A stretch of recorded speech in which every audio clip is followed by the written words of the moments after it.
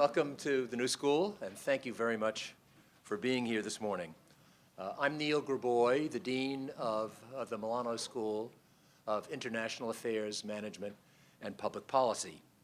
And I'm happy to see so many of you here today to have a conversation about a very important issue, the issue of youth in harm's way, of whom there are too many and for whom we do too little.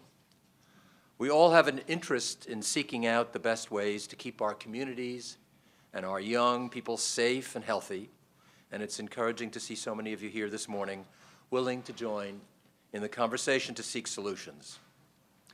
Here at Milano, we have a special commitment to the field of urban policy analysis and management, offering degree programs for master's and PhD students and classes that range from environmental policy and public finance to economic development and nonprofit management. We pride ourselves on bridging the gap between academic theory and practice. From their very first year, we engage our students in hands-on policy work, connecting them directly to organizations and agencies working to create change both within New York City and around the world. Our students include current and future policymakers, nonprofit leaders, labor and community activists, legislative staffers, and private sector executives. Public policy forums like these put on by the Center for New York City Affairs are one of the ways we bridge the gap between theory and practice, bringing together advocates, elected officials, academics, and students. We try to find solutions to the pressing public policy issues confronting low-income families and communities today. I'm very pleased to have this opportunity today to provide a forum for dialogue on such an important issue. Criminal justice policy and decisions about law enforcement and public safety are some of the most visible ways in which government engages our day-to-day lives. That's especially true for young people. And in New York, it is especially true for young African Americans and Latinos, who the statistics make clear are the most likely people to have encounters with the police. Today, we're going to talk about how to keep these young people and their communities as safe and as productive as possible. As always, our goal is to have a constructive discussion that engages people from many different perspectives. This is a chance to try to understand points of view you may not agree with or that you may not have considered. That's where real learning takes place. Now, I'd like to introduce Andrew White, who is the director of the Center for New York City Affairs, who will give you some background on the issues and get us started. Welcome. We're delighted to have you here.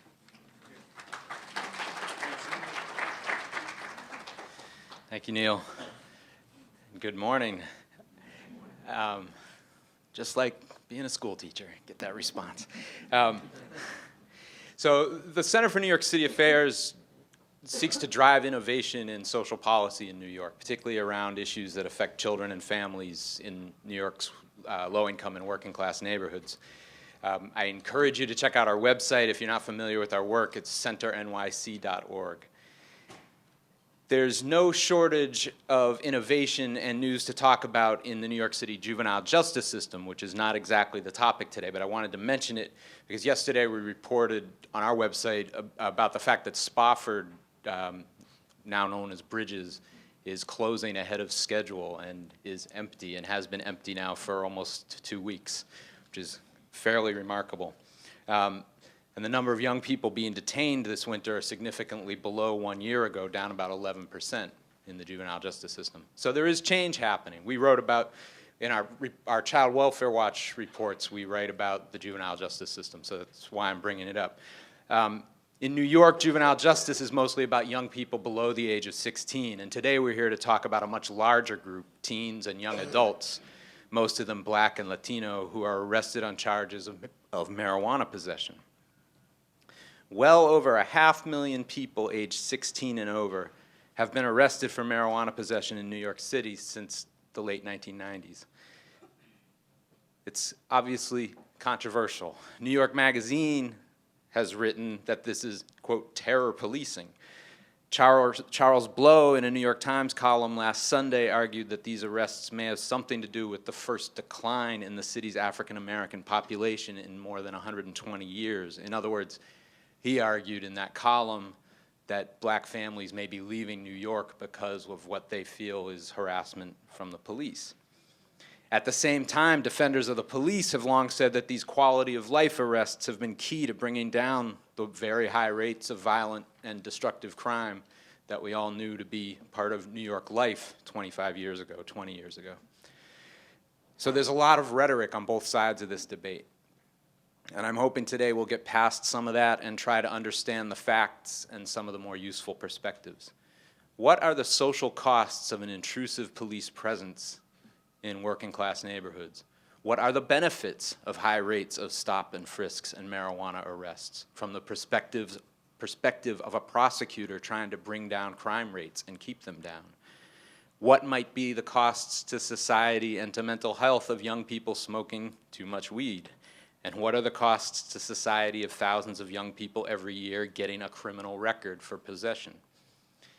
So it's a lot to consider. We tried to set this up for several months, this event up, because obviously this topic is right up there at the top of a lot of people's concerns around policy in New York. The folks at City Hall didn't want to take part, and the folks at the police department didn't want to take part. So I'm actually very pleased that DA Dan Donovan from Staten Island has agreed to join us today.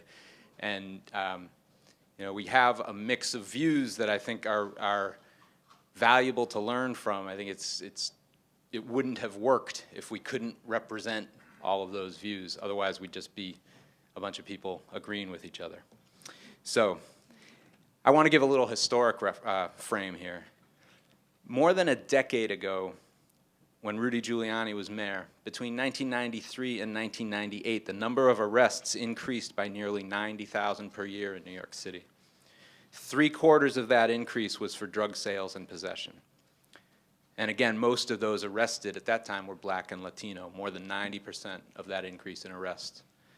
At the same time, as arrests went up, the city started sending a lot more people to police precinct lockups for a day or two after they were arrested, instead of releasing them with a desk appearance ticket. This pre-arraignment detention was intended as a deterrent, and it was also a way for police and prosecutors to get information out of people about other crimes, at least according to those who wrote about it at the time. Over the course of a few years, 250,000 more people experienced this kind of detention behind bars than in past years. That's according to some work by Mike Jacobson, who's now the president of the Vera Institute. This didn't mean New York was sending more people to prison. In fact, at that time, the number of people we sent to prison upstate began to decline, and it has declined and gone lower than it was in the mid-1990s. But the upfront deterrence of locking up many thousands more people every year for just a few days was by many accounts having a very real measurable impact on crime in New York. Whether we agreed with it or not as a policy, there seemed to be fairly general consensus that it was having that impact. Now here's what's so remarkable about all of this. The upfront detention policy and the high rates of arrests on quality of life crimes in the late 1990s, crimes like drug possession, generated a lot of heat at that time. Mayor Giuliani and his police commissioner, Howard Safir, were very unpopular in black neighborhoods by the end of their term. Yet today, in 2011, essentially the same policies remain in place. There was a dip in arrests for a few years in the first years of the Bloomberg administration, particularly following 9/11. A lot of that had to do with other priorities that the police department had to deal with. But today, the arrest rates are as high as they were in the late 1990s. And today, Police Commissioner Kelly is not widely criticized for this. In fact, he's possibly the most popular citywide public official by the Quinnipiac poll. The mayor is less popular right now, but he's rarely attacked for his criminal justice policies. So this makes me wonder whether, as a society, we've somehow come to accept a much more intrusive approach to law enforcement in our daily lives, or I should say, in the daily lives of black and Latino communities in particular. or maybe this is just a quiet moment and things are going to change. So I find criminal justice policy fascinating. I expect you do too if you're here. There's a richness to the stories that come with talking about this field of policy, but it also has tremendous implications in people's lives, in day-to-day lives, and for the city. Before I go to the panel, I want to thank one of our students, Alec Hamilton, who was relentless in making this event happen and stuck with it for several months. So thanks, Alec. And I also want to thank our funders, the Cyrus Fund and the Milano Foundation, for making this possible. So the way this is going to work is I'm going to invite up the moderator. She'll introduce the panel. They'll have a discussion among the folks in the front of the room, and then there will be time for discussion with you all as well. We'll have microphones that will be brought around to people who have questions later in the session. So Cindy Rodriguez is a staff reporter at WNYC. We're lucky to have her reporting on social policy and on child welfare issues and on poverty in New York's neighborhoods, and we're very lucky to have her here. Cindy.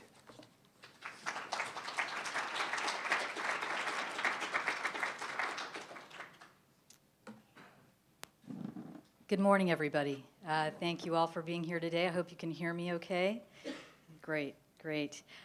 So as Andrew mentioned, I'm the Urban Affairs reporter at WNYC, which means I often cover poverty issues, and I also report a lot from low-income communities. And recently, a colleague and I have begun exploring the issue of marijuana arrests in the city, and so I look forward to furthering this discussion into the pros and cons of broken window policing and the effects it has on minority communities. So as Andrew has already said, the Center for New York City Affairs has put together an excellent group of panelists with different views and areas of expertise. So I'd like to introduce you all to them now. Let's start with Gabriel Sayegh. Gabriel, you'd like to come up? Sure.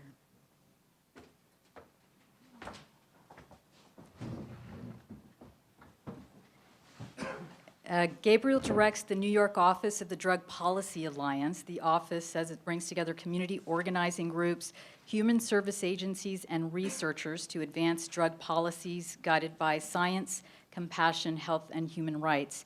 The group counts among their successes the recent reform of the Rockefeller drug laws.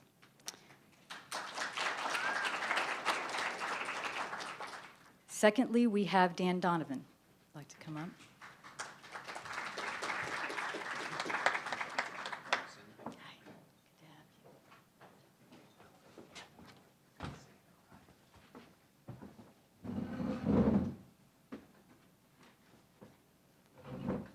As many of you already know, Mr. Donovan is the District Attorney of Staten Island. He was first elected in 2003 and won re-election in 2007. During his tenure, the Staten Island District Attorney's Office has led the city in the rate of felony convictions. In 2010, Mr. Donovan also won the Republican nomination for Attorney General, but lost in the general election, and Mayor Bloomberg was one of his staunchest supporters. You're clapping because I lost. So's Eric Schneiderman. And number three, we have Oma Holloway.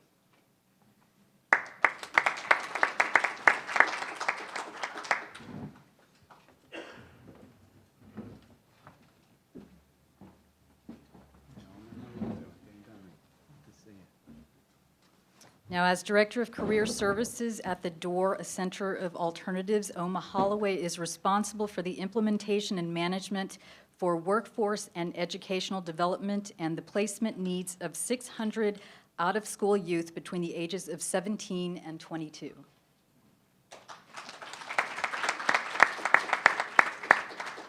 Next on our panel is Noah Kass.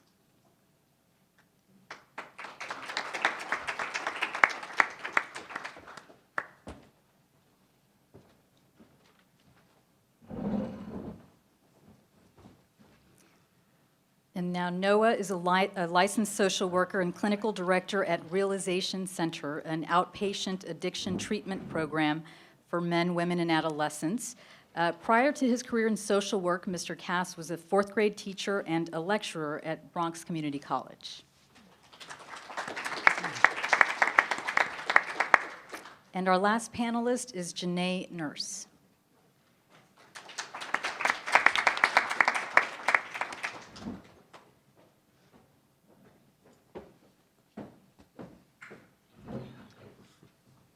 And now, Jenay Nurse is a criminal defense attorney for Bronx Defenders. Jenay represents clients from arraignments through disposition of their cases, incorporating a holistic model of defense, which includes working with social workers, housing, immigration, and family defense attorneys. She was also born and raised in the Bronx. Here, I got it. All right, so let's get started. We have a lot to talk about, and we'd like to set aside about a half hour at the end, as Andrew mentioned, for a question and answer session. So, DA Donovan, let's start with you. According to statistics from the New York State Division of Criminal Justice, the 120th precinct in Staten Island, which includes 7 major public housing developments, is ranked number 9 in marijuana arrests in the city.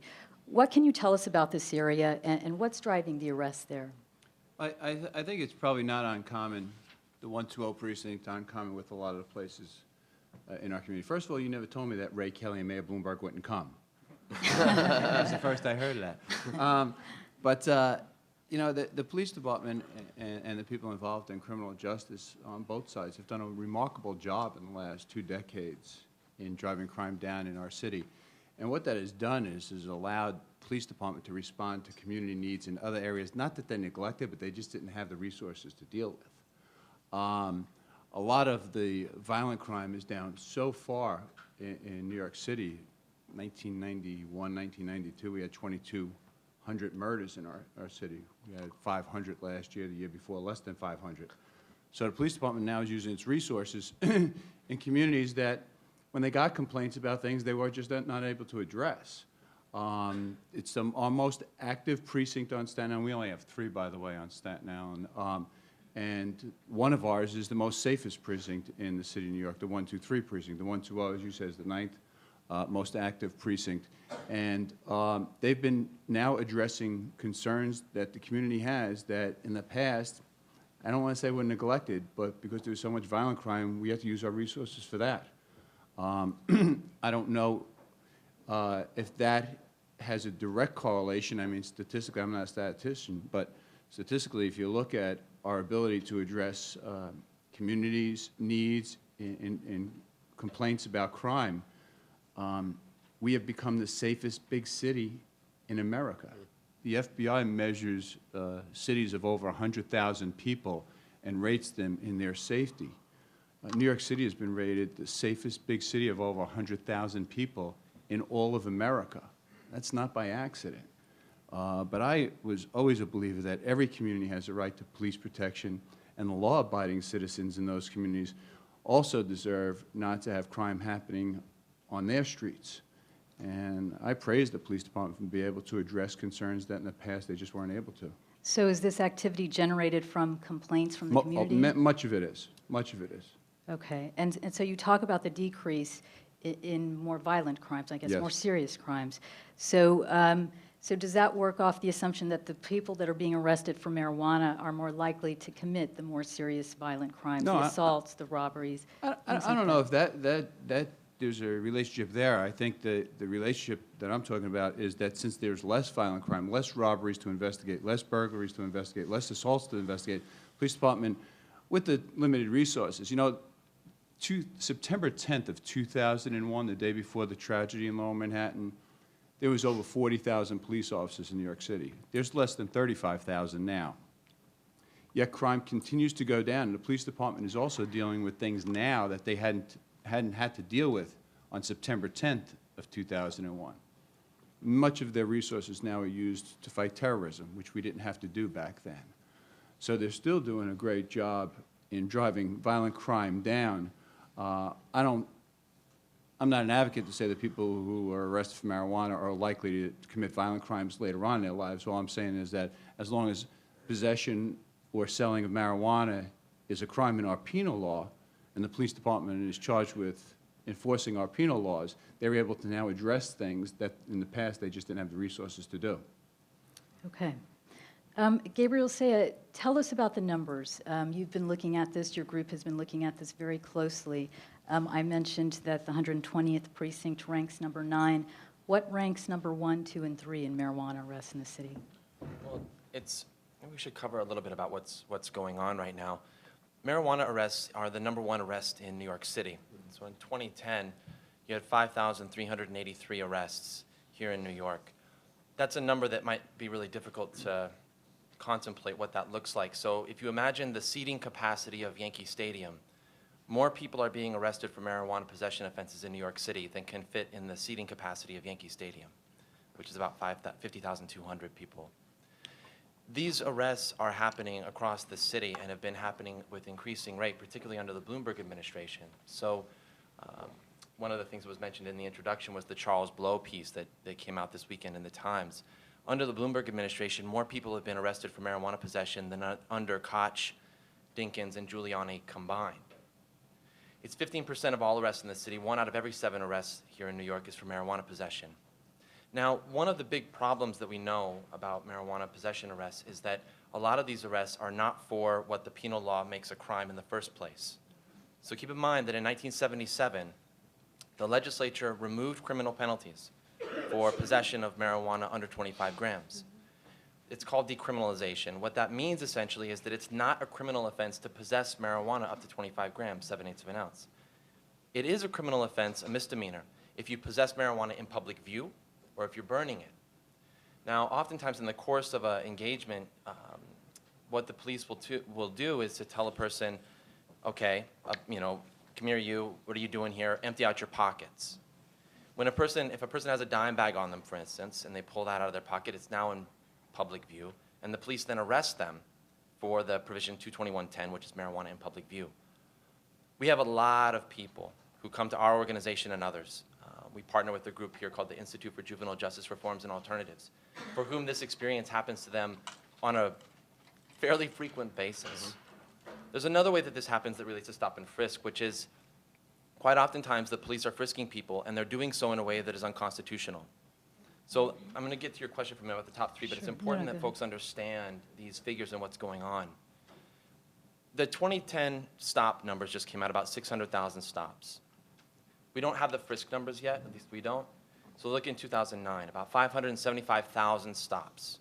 The vast majority are Black and Latino. A little over half of that include a frisk. The constitutional basis for a stop and a frisk are not the same. And unfortunately, too often in the discourse about this issue, they're conflated to be a thing called stop and frisk. And that is a police practice. And I'm not going to debate the utility of that practice here. I am going to, though, touch base on what are the bars, the legal bars that allow for a frisk to occur. Now, for a stop, it's pretty low. An officer can stop a person for any number of things, including something called furtive movements, which really doesn't have much of an explanation. But a frisk actually has a much more strict bar to reach. An officer has to believe that a person is armed and dangerous. Period. That's it. That's the only thing that allows for a frisk. If we have hundreds of thousands of frisks in the city, and yet they're collecting small numbers of guns or weapons, some contraband, about 12% of that 575,000 stops results in an arrest or a summons, right?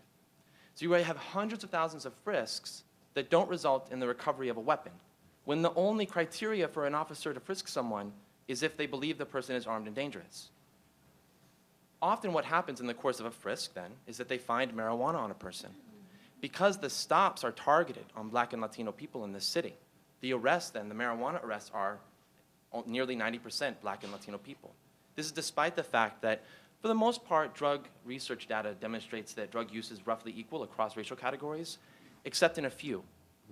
So 18 to 25-year-old young men who are white have much higher rates of marijuana use than do young Black and Latino men, 18 to 25. Now, 70% of the marijuana arrests are happening between people who are 30 years old, 29 years of age and younger, 16 to 29. New York's one of only 2 states that treats 16 to 18-year-olds as adults in the criminal code. 50% are 16 to 24 years old. So what we're seeing happen here is this incredible targeting of young Black and Latino men for something that white people are doing largely with impunity. And anybody who's walked in Central Park on a Sunday afternoon or Prospect Park has likely smelled or seen people smoking marijuana. We have a mayor who said, in the course, I mean, here's our mayor. He's running for election and says, I smoked marijuana and I liked it. But yet it's the #1 arrest here in the city. The top 3 precincts, 2 of them are in Brooklyn, 1 is in Manhattan. Staten Island actually has some of the lowest rates, although the 120th, it's not the 120th precinct, we have it written up by community boards, which correlate to precincts. And in one of the community boards, the highest rate for marijuana arrests in that community board, which is the Community District 1, also has the highest rate of juvenile incarceration. Staten Island is actually, from a borough perspective, unlike many of the other boroughs, except for the fact that where there's high rates of marijuana arrest, there's also high rates of juvenile incarceration. And so there's questions about policing practices that should be addressed and what tools police can and should use.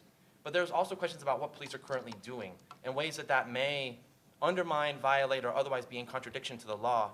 Because when the legislature when they passed the decriminalization law in 1977, they said very explicitly, marijuana possession offenses should not go through the criminal justice system. So Gabriel, let me stop you there. You made a lot of points. So let me get Mr. Donovan to respond to some of them.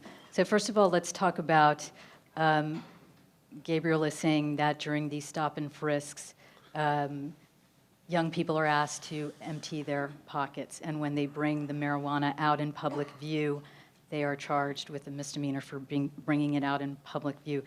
Is that what's happening, and does that put a young person in sort of this catch-22 situation? Well, you know, if that's what's happening, that does put somebody in a situation which ordinarily wouldn't have been arrested for marijuana possession, as Gabe said. You know, we analyze cases. We get the case in the aftermath, after whatever police conduct has taken place, and our assistants review it. And part of our review is the purpose of a search of somebody. And we decline prosecution with 343 cases where we believe that there was an illegal or an improper search of a person. So that person may have resulted in being someone who's arrested and never prosecuted for a case, but that doesn't mean that they haven't spent the time that Gabe's talking about in a police precinct. You know, we usually get a case under the mandates. We're mandated to arraign somebody within 24 hours, so that person could be incarcerated or in police custody for up to a 24-hour period, and that's if we make the 24-hour period. And subsequently never be charged criminally for the case. Okay, and so school us a little bit about also searches or frisks. Let's talk a little bit about searches, for instance, first, because I've also interviewed some people who have said that an officer has stuck his hands in their pockets. So I'm wondering, what would constitute a more invasive search? For instance, if you smell marijuana on somebody, is that reason enough to search them? Well, it might be reason enough to search. There's so many circumstances that you could talk about. A search is proper, a search incident to an arrest. A search prior to arrest to discover evidence is dictated by, I think Gabriel said it clearly. You know, if a police officer feels they're in danger of their safety or the safety of the public, they're able to do outside pat-downs. If that leads them to believe that something inside of a pocket or a waistband may be something that's of danger, they're allowed then to further search if it doesn't feel as if something you're not supposed to go in a pocket. So it's the circumstances that lead to what is proper searching without violating someone's rights. There's thousands of circumstances we could talk about. But basically that's it. You could do an outside pat-down. If I feel something that I believe might be a weapon, I am then permitted to go inside. If I feel something that feels like a piece of paper and doesn't seem to be something of danger, well, then the law doesn't permit me to go inside the pocket, but I still was able to do an outside pat-down. Okay, okay. And that's for public safety reasons, not for evidence-gathering reasons. So now let's talk about the equity in these arrests. Gabriel mentioned that a little bit. And, you know, according to a U.S. Department of Health and Human Services survey, whites between the ages of 18 and 25 were more likely than blacks and Latinos to have used marijuana in the past month. Yet last year, has already been mentioned, black and Latinos accounted for 87% of arrests. Is there racial bias, and is one group getting away with using the drug while the other is not? One group is getting away with using the drug without, while the other is not. I'm not sure that there's racial bias involved. Most of our police resources, when you look at the 3 precincts on Staten Island, when Gabriel was talking about Community Board 1, that is the 120 precinct. Most police officers who work on Staten Island work in the 120 precinct. We don't separate our resources evenly and divide it by 3 because we have 3 police precincts. Most of our calls from the public are in the 120 precinct over the other 2 precincts. That's where most of the police activity is occurring.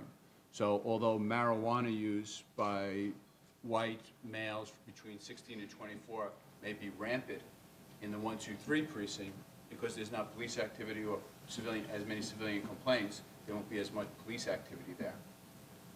Okay, so you're saying that that's where calls are coming in from, that's where the police presence. presence actually is, even without, I don't know if we're on. Where the police presence is, they shut the Republicans' microphone off. And yet he keeps going.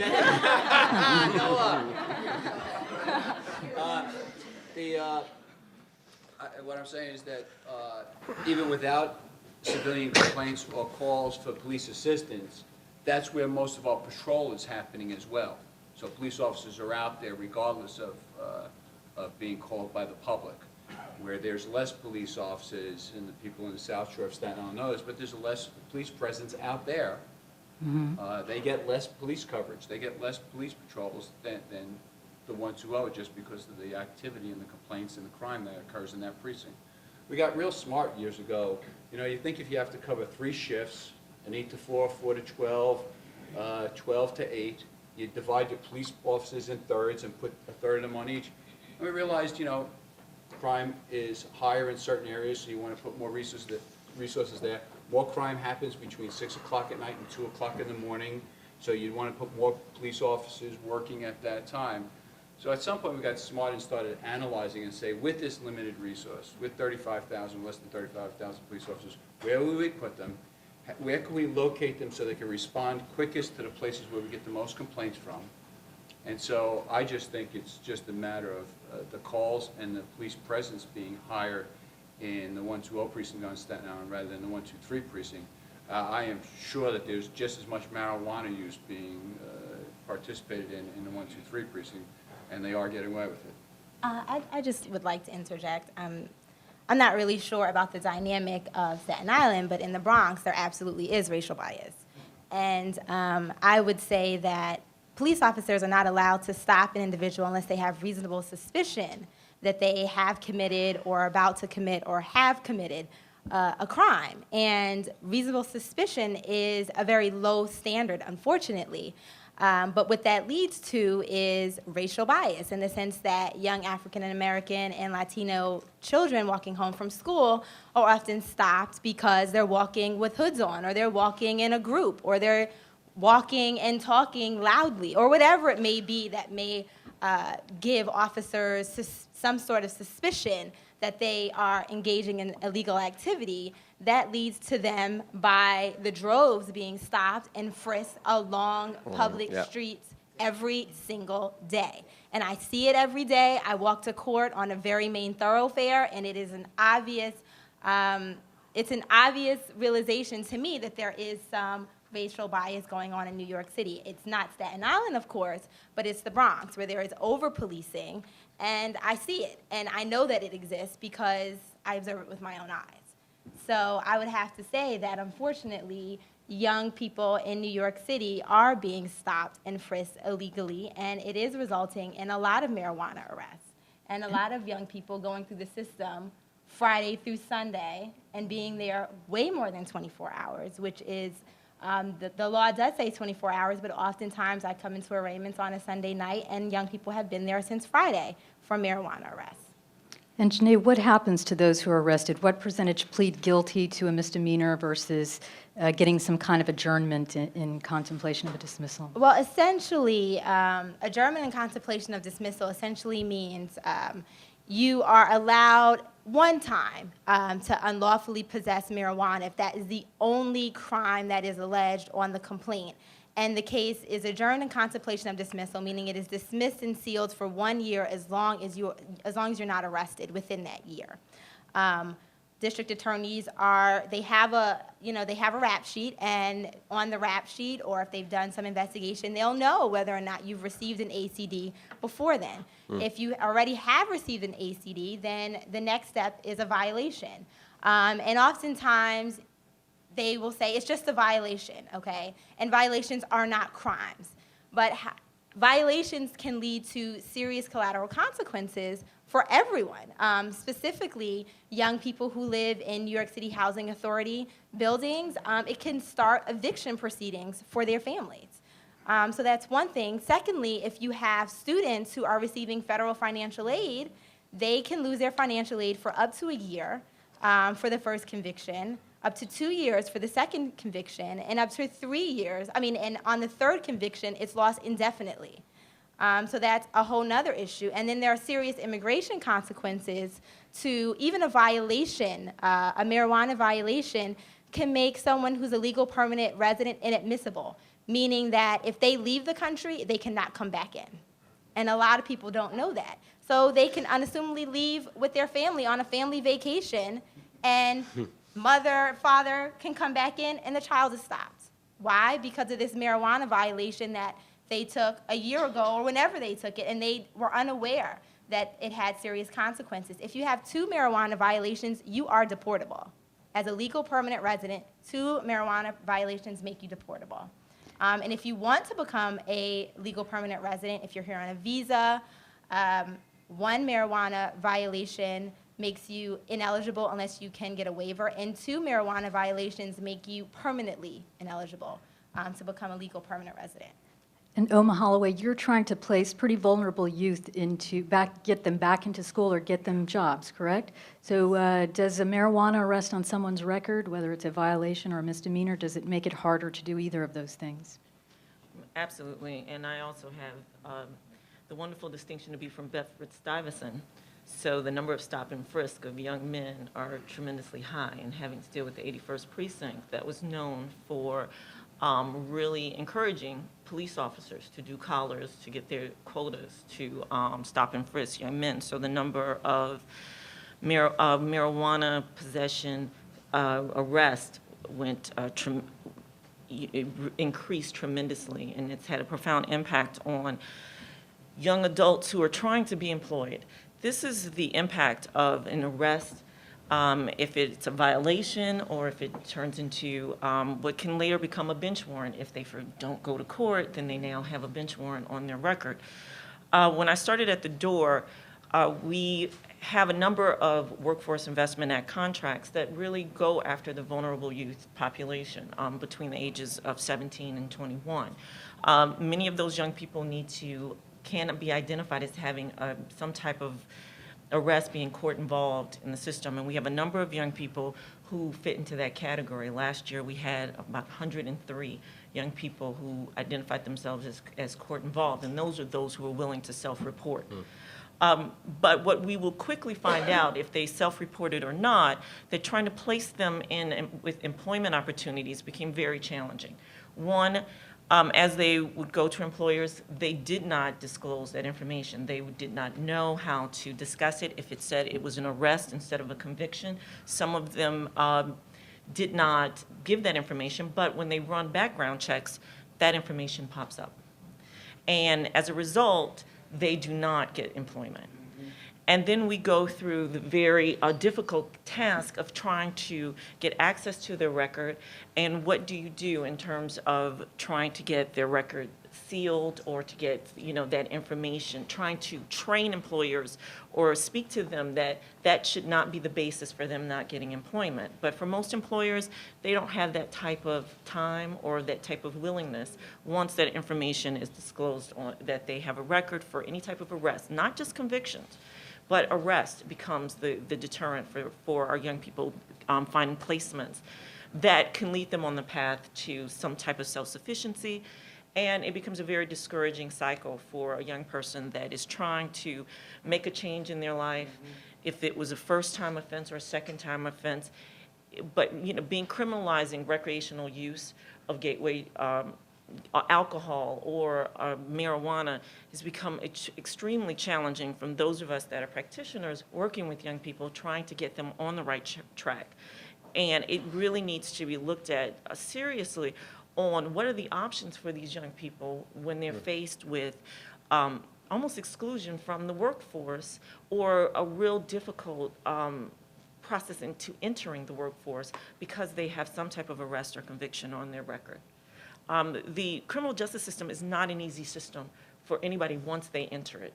When you have a disproportionate number of young men and young adults who are entering this system, is it 1 in 7 black males African-American adults have been part of the criminal justice system. What does that mean in terms of their employment opportunities, their employment growth? And as you mentioned, even pursuing higher education and getting financial aid, where most African Americans probably apply for Pell Grants, who apply for financial aid assistance. And if they're being excluded for an arrest or conviction for marijuana usage, what does that mean for their opportunities moving forward in the cycle of poverty that they now will continue if they are not given an opportunity to move forward because of an arrest or conviction for marijuana use? So we do see it as a particular problem. I actually invited one of my colleagues, Katrina Anderson, from the door, who is really looking at young people who are using marijuana, like created a support group just for our young people who use marijuana, because we have to train them on the seriousness of what can happen for just marijuana use. Stop and frisk is a serious problem because some of them they're not exposing it, but if they're asked to empty their pockets, are they going to tell a police officer no? And then it leads to this vicious cycle again for them. Dan Donovan, within the law enforcement community, is there a concern that cracking down on a low-level offense like marijuana possession could derail a young person's life?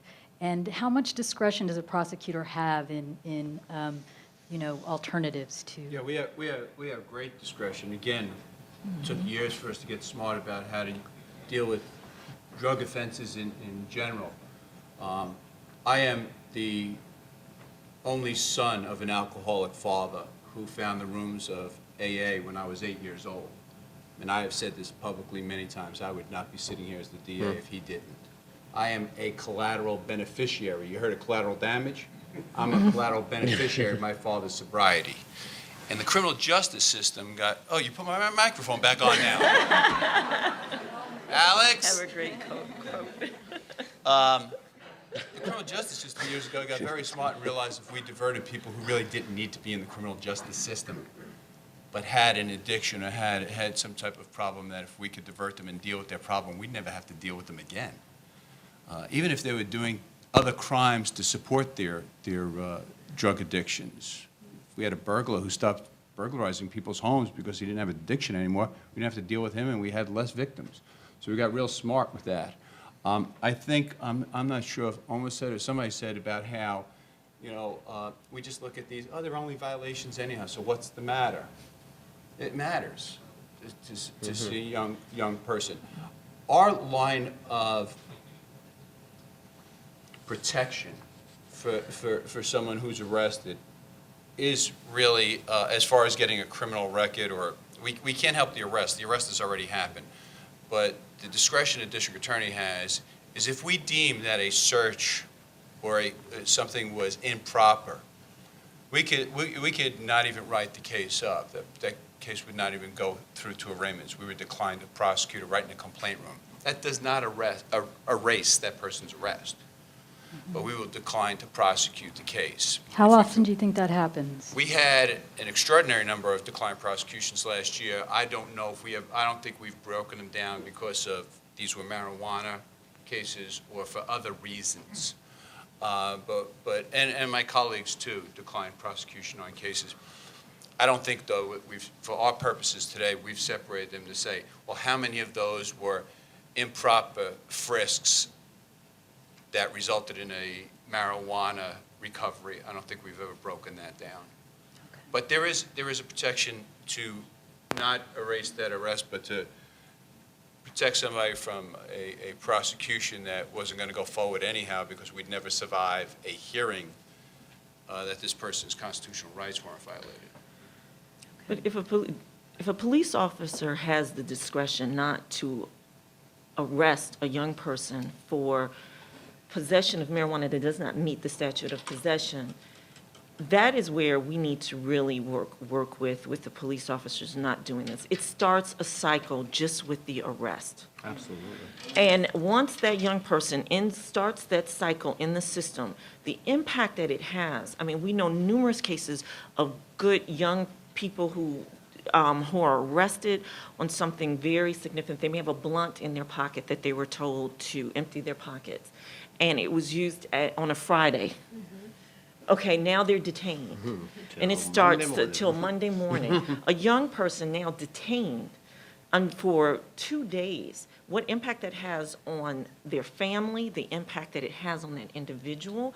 If they were working, the risk of losing their job, just on the arrest alone of something that could have been a desk appearance ticket that, unfortunately, people don't want to talk about race, but would the same happen for a young white male that's visibly in Washington Square Park smoking?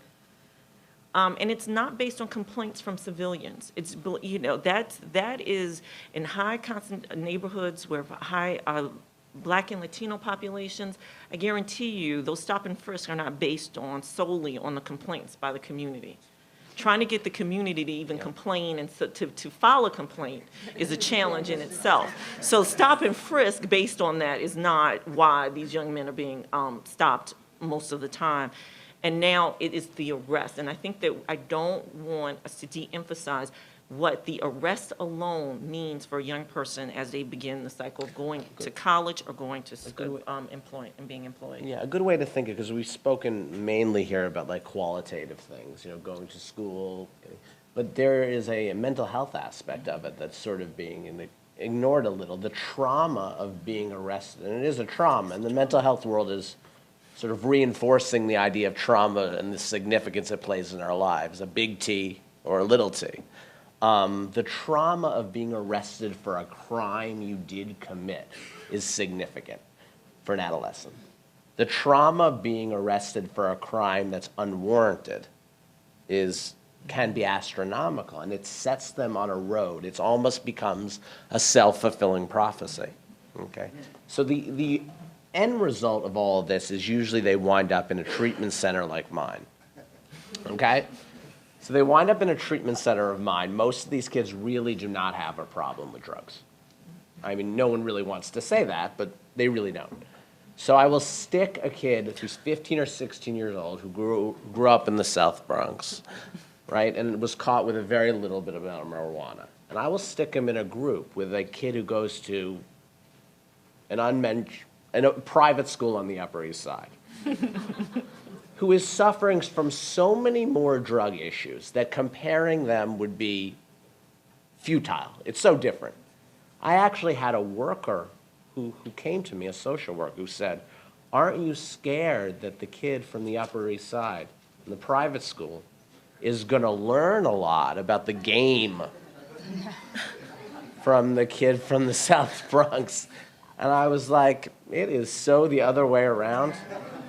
The drug, so I think, we can talk about the law, we can talk about the legalities of all of that, but I think what bothers people the most, and you can feel it sort of in the audience and the reaction, is the discrepancy, is the real unfairness of it all. And I think and by the way, I think that's what bothers the kids too. I mean, they're not ignorant to this. They come to these treatment centers, they know that they don't have a problem. But Jenay, is forced to coach them on how to get through the legal system by essentially lying, right? And saying, yes, I'm going to self-help meetings, yes, I'm working on, building a solid, sober support network. And we become almost complicit in this lie. And if someone from a for-profit treatment agency is telling you this, then it's really a problem. Because I have everything to gain by having people come. And still, I don't see this as a problem. And we start criminalizing something, we start making a moral judgment on it. And these kids having a little bit of marijuana, to me, should be akin to what? Jaywalking? Yes, Yeah. jaywalking. Yeah. Something you never get arrested I really feel that. Now, what I also feel is that what we need to do is beef up the counseling programs in the schools. Right. Because usually these kids are suffering from a lot of mental health issues. And the marijuana is on some level influencing their lifestyle and preventing them from getting all the things you want. So a focus needs to be on that. With Mr. Donovan, he is responding to the needs of his community. So, it's very hard for me to fault someone who's responding for the needs of the community because you are getting complaints from civilians. And, so I think it's a question of everyone working together, but being logical about it. So Noah, tell me, what do you see as the major trends in drug use among people in New York City? Opiates. Okay. Prescription pills, And the low-income kids that you're seeing? marijuana. Okay. And just, Across the board. It's across the board. and just to say, we arrested last week 31 individuals for selling oxy out of an ice cream truck on Staten Island. All male whites selling to all white kids. Yeah. So, although we're not stopping kids on the street to flip them to see if they have oxy on them, it's, I don't know if it's because, and this is a whole different subject, I don't want to open up another can of worms, but this seems to be something that some people believe is a safer drug to take because it's controlled by the FDA.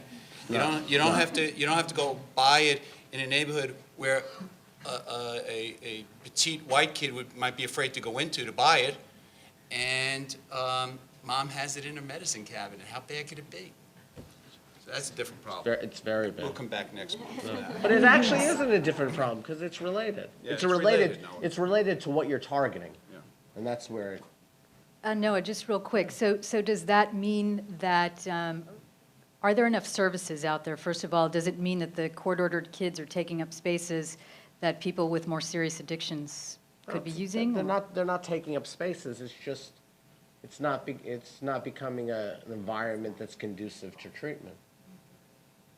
And you said that I don't want to be a therapist I want to help someone. I don't want to help someone get out of something, that they really shouldn't be in the first place. That's not why I got into this. Right, and instead of Does that being make sense? Okay. instead of being in a drug program, these kids could be at an internship, Right. or working, Or working with at door. an you SAT guys. prep program, or whatever to further their future. Now, don't get me wrong. We're all gonna. We work with the door all the time. We're gonna negotiate, and part of our job is educating the parole officers, educating the probation officers about where this kid is in terms of their drug use and what this kid really needs. So part of it is us educating law enforcement as well.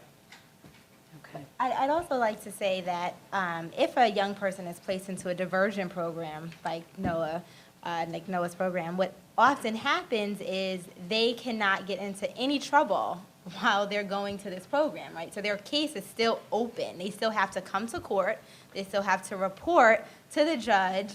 And if they get arrested again, meaning if they're arrested for trespassing, turnstile jumping, any arrest, number one, could mean that the judge could decide, okay, you're out of the program. Now I'm going to impose the sentence that you were supposed to get, which for a misdemeanor, an A misdemeanor is up to a year, a B misdemeanor is 90 days, or whatever it is that the defense attorney and the prosecution has worked out as the alternative if the person fails the program. But they could fail the program for a reason that's not necessarily their fault, like trespassing in the building because they're visiting a grandmother or a family member. So to have a youth court involved is a whole nother problem because they're at risk still for being in the criminal justice system long term. And I also think we have to change how we coach young people about the seriousness of the arrest, the seriousness of marijuana use in some ways, and in thinking about getting in trouble again for even jumping the turnstile. That could have an impact on now that you have maybe another summons. We find that a number of young people don't think going back to court is really serious. That's right. So they end up with a warrant. And if they have a bench warrant, that's, it does pop up on their record also. And so having to try to work with them to reconcile that issue is very complicated. And it sets another, spiral of what you are excluded from as you need to deal with the warrant or the bench warrant that's out on you because you did not go back to court to deal with the issue. Because many of them forget or they don't think it's serious. And most of the time, they are not aware that it's out there until they apply for a job and they have a background check. So, and so that ends up being one of the issues that we need our coaches who work with the young people. They need to be keenly aware of what some of those issues that can come up and coach those and work with those young people to help resolve that issue. Or especially regarding racial profiling. I mean, I've literally had sessions where I would coach a kid about what you're talking about the fact that these police officers are more likely to suspect you. So what are you going to do? Because this is the reality. So we can talk about it being unfair and all that, but in the end, you're going to be the victim of a system that's flawed. So it's up to you. So And what do you tell them? I tell them to stay away from the cops that have been targeting them each day. I mean, Jenay and I had a conversation. Jenay and I had a conversation about the same, a kid walking every day from school, and the same cop stopping him and looking at him time and time again. So, the answer is stay away from the cop. Go the another way. I also just You wanted can't fix the problem. to bring up the financial aspect of a marijuana conviction because violations carry a mandatory fine.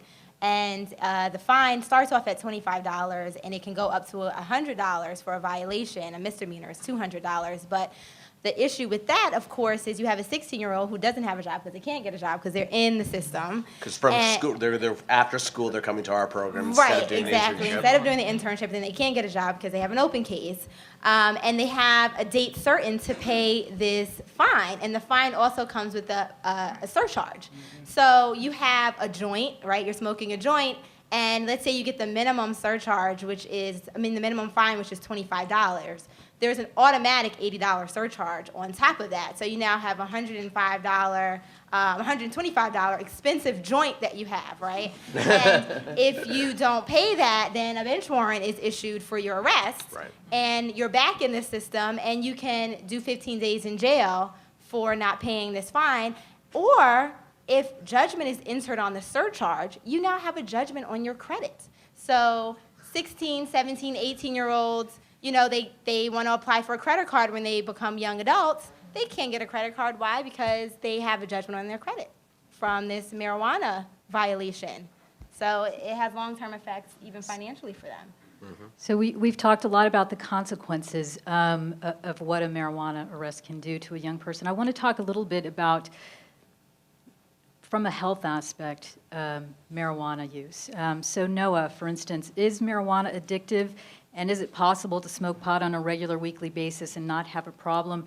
What's the line that's crossed that makes it a problem?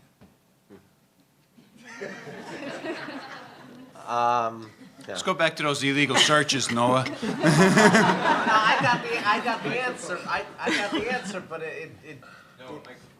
I got the answer, but it's different based on what your feelings about addiction is. I mean, essentially, something becomes an addiction when your life is somehow unmanageable, and you know that from your personal relationship. Yes, you can smoke marijuana once a week and it not have any real significant effects on your life. You can smoke once a day and have it not have significant effects in your life. The problem is at an adolescent level, when your brain doesn't fully develop between 25 and 28, it still affects your motor skills. The earlier you start using drugs, the poorer performance in academics, poor performance in motor skills, less strong interpersonal relationships. So there are numerous difficulties, more arrests. I mean, yes, and it's a gateway drug. It's not the biggest gateway drug. The biggest gateway drug is smoking cigarettes. I mean, that's the biggest predictor of someone who becomes an addict. It's not necessarily marijuana. Rarely do I treat adolescents whose lives have become completely unmanageable because of marijuana use. I treat a lot of adolescents whose lives have become completely unmanageable because of opiate use, because of cocaine use, because of benzos, because of hallucinogenics. The problem is that marijuana can lead to those things, and it's certainly something not to be messed around with. It's certainly very dangerous. People are more likely to use those harder drugs.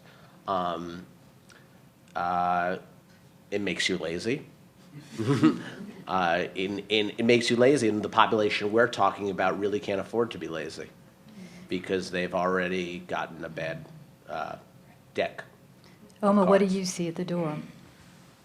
I think I need to defer to Katrina on this. I do agree that it does make you lazy, but it does not make you, you cannot function, and even in some work settings. And to be honest with you, we've had to be creative with some of our job placements. I think the messenger service in New York, the people they hire may end up being marijuana users because we may use them often that don't do background checks or that they don't do drug testing. Those are the jobs that we almost have to strategically go after because the young people are they're functional, but they're not thriving. They're not. Yeah, they're not thriving. I do feel it does have some impact, but I don't. It's difficult for me to say if I think that it's a real addiction. I don't think that I'm qualified to say that. I can only speak from the context. Are they able to work? We also at the door have a GED program. I do find those that use continued marijuana use takes much longer for them to get their GED. It could take, I see a lot of them, maybe it could be 6 months. It takes, on average, maybe 6 months. It takes about a year or two. And is there a correlation between their usage and that and their ability to complete a GED program and to pass the test? I don't have enough statistical information to make that correlation, but from anecdotally I can see that, and I'm sure that Katrina maybe later can talk about it from the group that she works with, and maybe a better chance of those efforts. Do you mind add one thing? So the active ingredient in marijuana, THC, is not addictive. But the use of marijuana consistently creates depression, apathy, and withdrawal. When it started with adolescents who are 15 and 16 and already are struggling for the chance to get into college due to their socioeconomic background, it can't help. It only hurts them. So I by no means to downplay the use of marijuana, just to say that it's sort of part of the experimental nature of growing up. Unfortunately, some of the kids we're talking about right now don't have the luxury of staying in that environment and experimenting for too long, where kids at these private schools perhaps do. So I think that's where there's a greater concern. So it certainly should be taken seriously. I mean, it's not nothing, it's important. Gabriel I don't think anyone would argue with that. We haven't heard from you in a little bit. What is your group advocating for? What would you like to see the NYPD do when handling marijuana possessions? If NYPD just respected the law as it's written, we probably wouldn't have this problem. I mean, right? That's the single biggest thing the NYPD could do is simply observe current law and not illegally frisk people. And those two things would go a long way towards resolving this issue. Keep in mind, the law hasn't changed since 1977. I mean, in 1991, we had less than 800 of these arrests, and now we have 50,000. The only thing that changed was police policy and police practices, not the law. Drug use rates are not up. Like, none of that is going on. Right. I think that there's something to be said about marijuana here that I want to also point out, that marijuana is not safe because no drug is safe. I mean, in all honesty, like if you drink too much milk, you'll get sick, right? Like nothing is safe. And marijuana certainly, by no measure, is it safe. Now, there's a great deal of evidence to suggest that marijuana use may be a heck of a lot safer, for instance, than, say, drinking alcohol. Absolutely. Right? Or smoking cigarettes. I mean, has anyone seen the health department ads that are out now? They're pretty. So, I mean, has people seen them? Yeah. So let me ask a question here. How many people here smoke cigarettes now or have ever smoked cigarettes? And how many people have tried to quit and couldn't do it on their first time? Right, a lot of people. I was a smoker for 14 years. Smoking kills a heck of a lot of people. I mean, an enormous amount. Now, I've never been arrested or incarcerated for tobacco use. Has anybody here been arrested or incarcerated for tobacco use, or know someone who has? I mean, we may be going down that road. But marijuana use is arguably safer than tobacco use, but it's all not safe. None of it is safe. And I think one of the underlying questions here is how do we want to approach dealing with our drug policies, and the fact that in a lot of ways marijuana use is fun for some people. People derive pleasure from it in the same way that people derive pleasure from tobacco. I miss smoking cigarettes, frankly. I got a lot of pleasure out of smoking cigarettes. Me too. And How? I 10 only, weeks.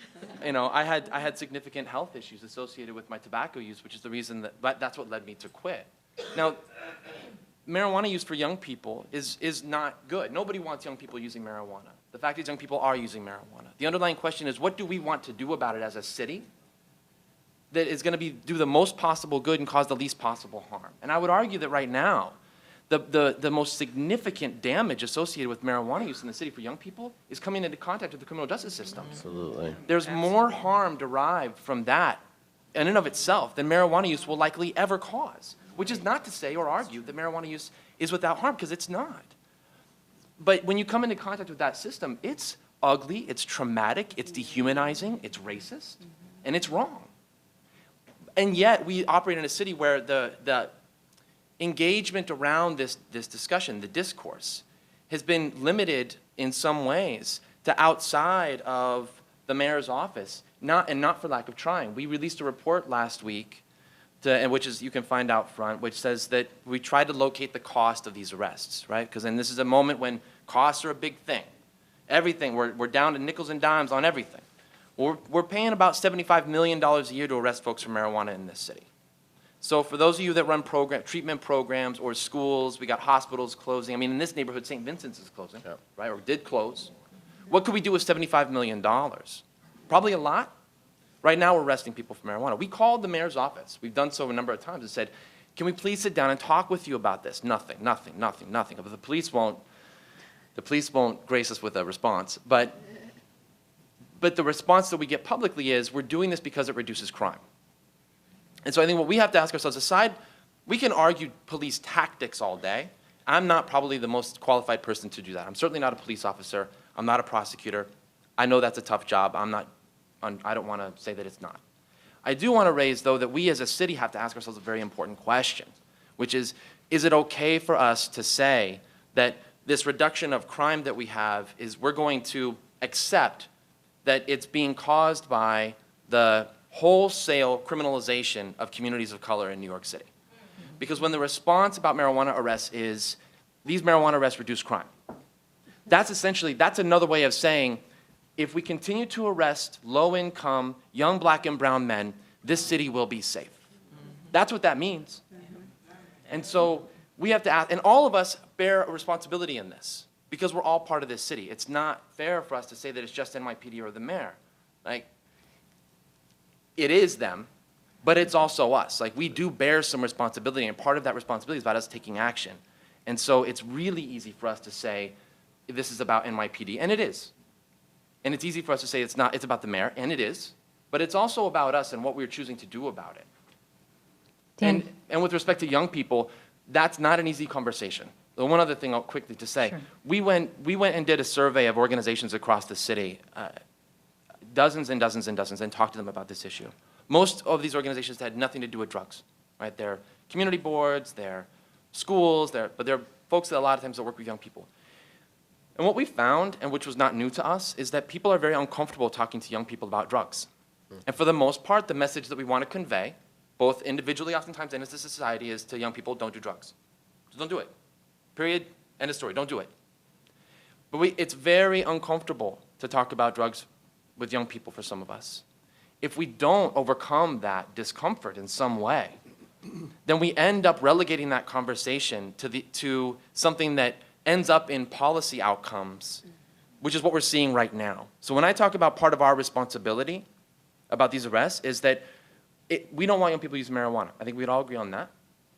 So we have to talk to young people about marijuana use and can't avoid those sometimes difficult conversations, because if we do, we're relegating, our primary response to this issue right now is through the criminal justice system.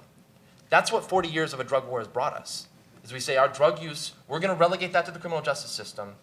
And so that's why we incarcerate more people in this country than anywhere else in the world, and certainly more people for drug offenses than anywhere else in the world, and why Mr. Donovan likely has more resources in his office to address drug use and drug offenses than do many treatment programs in the city. Not all of them, certainly, and that's not a blanket statement, but the criminal justice system and prosecutors in particular have a lot of resources to address these problems. Not that they shouldn't have them.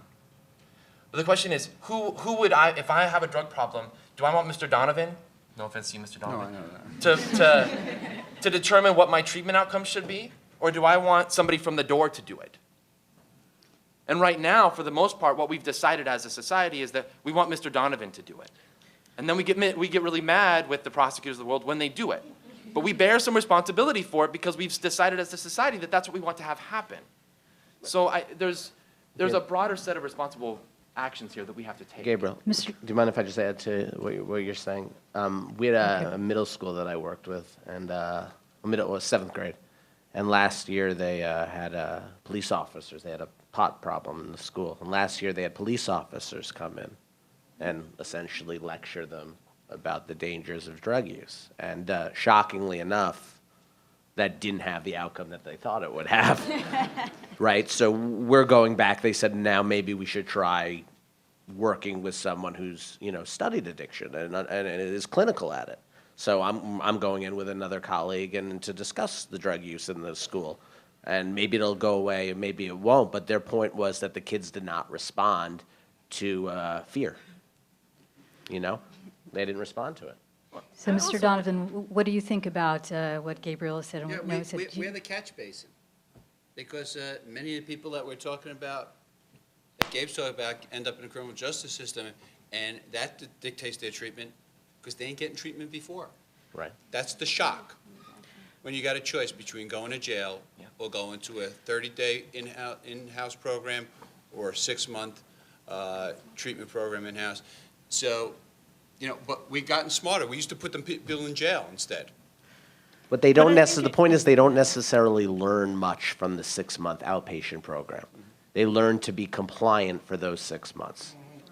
I mean, I think that's what we're all saying is that, and then they go back to usually their regular activities. They learn to say the great words to get out of the system, and then they move on. So they really aren't getting the treatment that they need.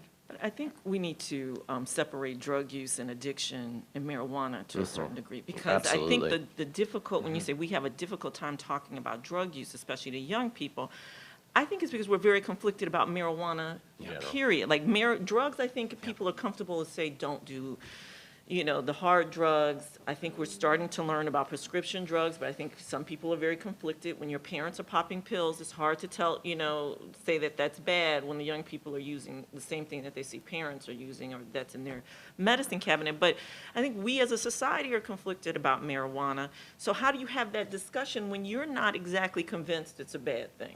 Just like our the reaction from everyone here was like when the question about is it addictive, is it harmful, and there's like laughter because we don't know who's in here using it every day. You never asked that question. You asked about tobacco, right. you never asked that You question. asked, but I'm no show of hands of how many people are using marijuana now. There's but, no reason, no reasonable but, search. there is that's a kind of the difficult conversation.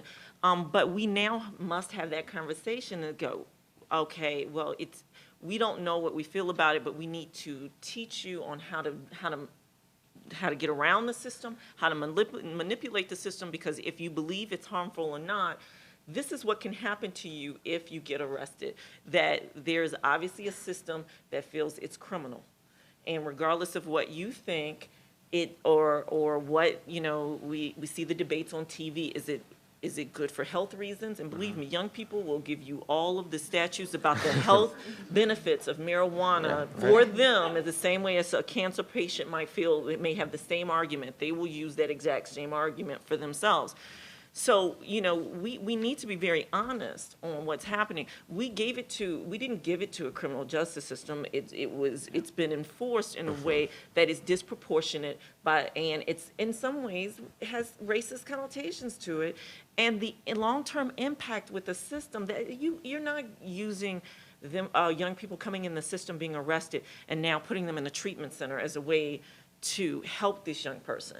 It's now has more damage for them going forward than if it was a desk appearance ticket. And once they have served their time or have done their community service, it's completely erased from their record. That does more for them. But with that, increasing the counseling in school, increasing the drug education in school, asking questions not like just say no, but questions like, what are you getting from using?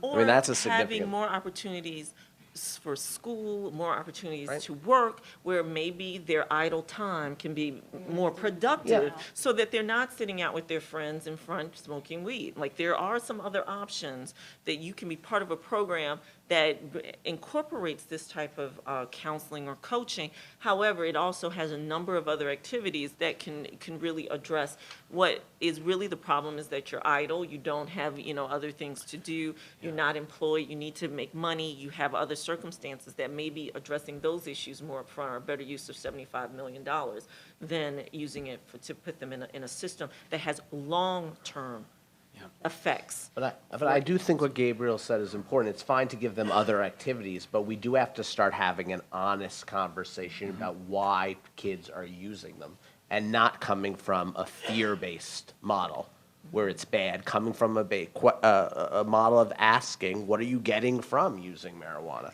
And from there, you can get some interesting answers. So do arrest, scare straight people? Does it deter it, or does it not deter it? I worked in a jail for juveniles in Newark, New Jersey, my first 2 years of law school. I went to law school at night. And we took our kids who were aged 13 to 17 to Holloway to the Lifers program. And they were scared to the bejesus while they were there. On the bus ride back, it was all gone. Gone. Before we were out of the parking lot. Right, exactly. So that works for a short period of time, like the time they're in front of one of those guys. So do you think, Mr. Donovan, that the long-term consequences of getting involved with the criminal justice system can be serious and perhaps have more an effect than marijuana, can harm more than, say, marijuana? I think what all of my colleagues here have pointed out is, and we haven't lost focus, that this is illegal. And so whether or not you're illegally possessing it and there was an improper search that a police officer discovers that by, or whether or not, we're just targeting certain neighborhoods to enforce that law and ignoring others, it's still illegal. And we get cases where 7 people, it's standing around passing one joint, 7 people go. 7 people get arrested for that. And actually, the definition of sale is giving someone something. So you could actually be arrested for sale by passing a joint down a line. 7 people could actually be arrested for sale. But that's what the law says. So, there's so many discussions here. Is the law proper? But as long as it's on our books as the law, police officers have taken an oath to enforce that. That's a different subject matter, though, than whether or not an illegal search is producing this. But nobody's saying that these young people aren't possessing drugs. And I think what Noah's saying, Oma's saying is so important. How do you get them not to possess it? How do you get them not to use it? It is the real concern of all of us. Because as I have said many times publicly, We need them to get jobs. They're responsible for our Social Security benefits. We need them to contribute to that Social Security fund. So we have a vested interest in our youth. So I think that there's many issues here. I was a smoker, as Gabe was. I was a young smoker. I was probably smoking when, during the time period when Noah's working with his patients now, 16 to 22 years old. And I always thought that if we have a criminalized tobacco, places like North Carolina and Virginia would just be bankrupt. Right. So that's never going to happen. And in bourbon, Kentucky wouldn't have a business anymore. So we're never going to criminalize alcohol. When we see some things are dangerous to people's health, we put restrictions on them. We put age minimums on them for purchasing or using or being able to sell to somebody, but we don't criminalize them. So I think there's so many questions here, but I do believe that, I had heard somewhere that if a child has dinner with their parents 4 times a week, that child is so less likely to get in trouble for anything than a child who doesn't. Now, does eating with your kid make your kid less likely to commit a crime or get in trouble? The eating part isn't, but if you're paying attention enough to your kid to have dinner with them 4 nights a week, you're probably paying attention to a lot of other things in your kids' lives, too. I have begged parents to love your kid enough to interfere in their lives. That your kid has no right to privacy. I have told parents to search their kids' rooms. I have told parents to learn how to use that computer, and when your kid goes to bed, go on that computer and see what websites your kid has been on. There's no substitution. Government's never going to be able to do what a parent can do. One of the things I've always thought we should do is to try, along with the treatment to a young person who needs treatment, is try to teach some people, because some people just don't have parenting skills. I'm not a parent. So I'm not criticizing, I'm just saying it must be such a difficult task to raise a child. And with all those outside forces, we have to help people to learn how to do that. There are people who have called my office and say, I don't know what to do with my kid. And I didn't have the answers for them either. So I think there's so many issues involved in trying to help with this problem that we're all discussing here, but I'm also a believer that this discussion is going to help it. I just wanted to bring up a point and just ask Mr. Donovan. I think a lot of the issues that we're having is that, you have 600,000 people who were stopped and frisked this last year, and I would guess that a large majority of them were illegal searches and illegal stops. But there's no accountability to the police. So nothing is going to change until the police have to be held accountable for these illegal stops and searches. So while the DA's office may decide to decline to prosecute certain cases, are they going back to those police officers and saying, okay, you need to do something now. I don't know what it is that they should do. Maybe they should do some community service, or maybe they should, I don't know what it is that police officers need to do. Maybe they should get a decrease in their pay every time the quota needs to be lowered. Well, the quota is a whole nother issue, right? Quota. But, there needs to be some real restrictions on what happens to these police officers when they illegally search people and they bring these illegal arrests to the DA's office, because honestly, the city is starting to pay, because I will tell you, every time that I have a client who is illegally stopped or searched or their case is dismissed or we win at trial, I say go and file a civil suit against the city of New York. Because I think that's the only way that the mayor's office is going to start responding, is when they have to pay out money in civil suits. Each time that we decline to prosecute a case, a declined prosecution form is filled out and is submitted to the police department, so they're aware of it. But what do they do with those You know, sheets? Maybe they should start demoting police officers or firing them. Do the prosecutors have any interaction with the officers on the street that are doing the stop and frisk? Well, what happened is a police officer makes an arrest. The police officer will come to our office, to the complaint room, and be interviewed by one of our assistants and describe what happened, and we determine what charges to bring based on what the information that the police officer gives us, or if we have victims that come in with the police officer. If an assistant determines that for whatever reason, and not just improper searches, but there's other reasons why we decline to prosecute cases, but if it's whatever reason it is, a form's filled out by the assistant notifies the police officer we're declining to prosecute the case because of whatever, and that form is then sent to the New York City Police Department to do what they seem proper with it. So they have a conversation. With the actual police officer, and the assistant tells the police officer why we're declining to prosecute. Okay, and if you see a pattern of a certain officer doing it over and Well, that's over what I again? mean, and the police department is notified, and the police department does look at those declined prosecutions, and the police officer who is involved in that arrest is identified in that declined prosecution form. Okay, we're getting close to the time. We were going to give some time for questions. I was going to give Gabriel the last word and just ask, are there any models out there that are working? Well, it depends on where you look. I mean, it's interesting. I mean, Portugal, there's a lot of discussion about that in policy circles right now, and there was just a huge forum on this in D.C. Portugal decriminalized possession and use of all drugs across the board over 10 years ago, everything. And it's been fairly interesting, the outcomes. The metrics that they use to determine success are different than our metrics. So our metrics in the U.S. are things like arrest rates, incarceration rates, and drugs seized, most of which have no bearing whatsoever on drug use or sales. Certainly not on addiction rates, certainly not on transmission of HIV and AIDS or other communicable diseases, not on the well-being of individuals or families or communities. But in Portugal, those are some of the metrics that they use. And in almost every one of those areas, they've had better outcomes. It's certainly not a perfect system, and Portugal is obviously not the U.S. But there are models like that in others that, I mean, even in Canada, just the mere fact that in Canada, in many cities, they use models where the police actually sit down with treatment providers and harm reduction providers and active drug users and others to try to shape a drug policy. Now, this happens on the city level. If we could get something like that happening on the city level here in New York, it would be dramatic in all likelihood. The one thing I do want to say just really briefly about drug use, I mean, we talk a lot about individual treatment modalities for drug use today and what can be done.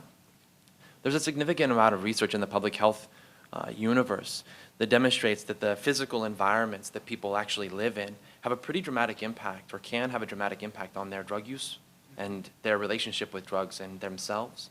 So it's just a question to leave with is, if young people in this city who are not by any means dumb, very smart, are paying attention and know that young folks of color are being arrested at these dramatically disproportionate rates, what is it that they're supposed to do when they wake up in the morning and go to sleep at night in a city that tells them on a daily basis, we actually don't care if you're arrested at these rates?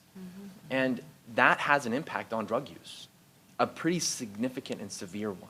And so one of the ways that we can address youth drug use and drug issues is partly about the environments that we create for youth to live in. And right now, the largest harm that these youth are facing is the criminal justice system, and that's having an impact on an individual and community level that is both measurable and hard to measure, I think, in some ways. Thank you very much, Gabriel. So now we'll start the question and answer portion of the session. Somebody will be walking around with microphones. There you go. This is a question for Mr. Donovan and anyone else who would like to answer it on the panel. Outside of making it more difficult, outside of making it more difficult for police officers to meet arrest quotas and downsizing the prison population, what would be the negative effects of legalizing marijuana with restrictions similar to those used for tobacco and alcohol usage? Yeah, I mean, that's a whole nother subject we spend hours on, about legalization. A city, actually a little bit more, a state a little bit more liberal than New York, California, has knocked it down twice, and they're looking to repeal the medicinal marijuana laws. I went to law school because I couldn't get into medical school. So I'm not an expert on the harms.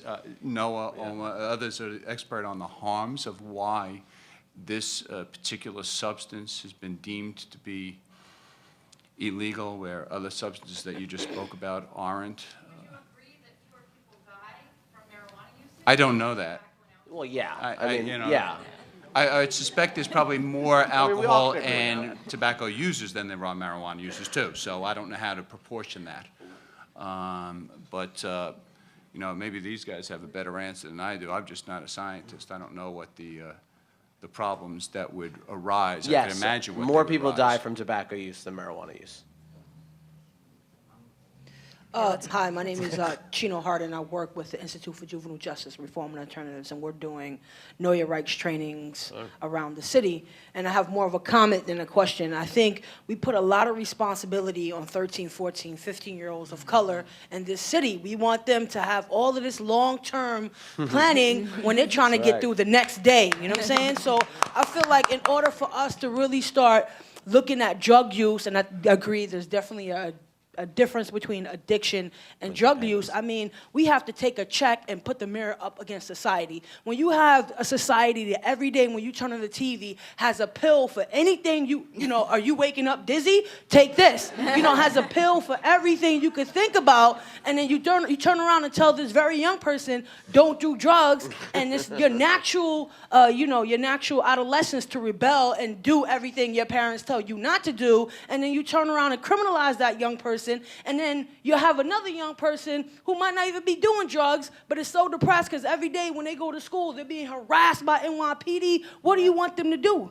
You know what I'm saying? So we have to take the mirror and look at ourselves, and I think we also need to step up to the plate and start challenging the authority that we give NYPD to stop, search, and frisk us. Thank you.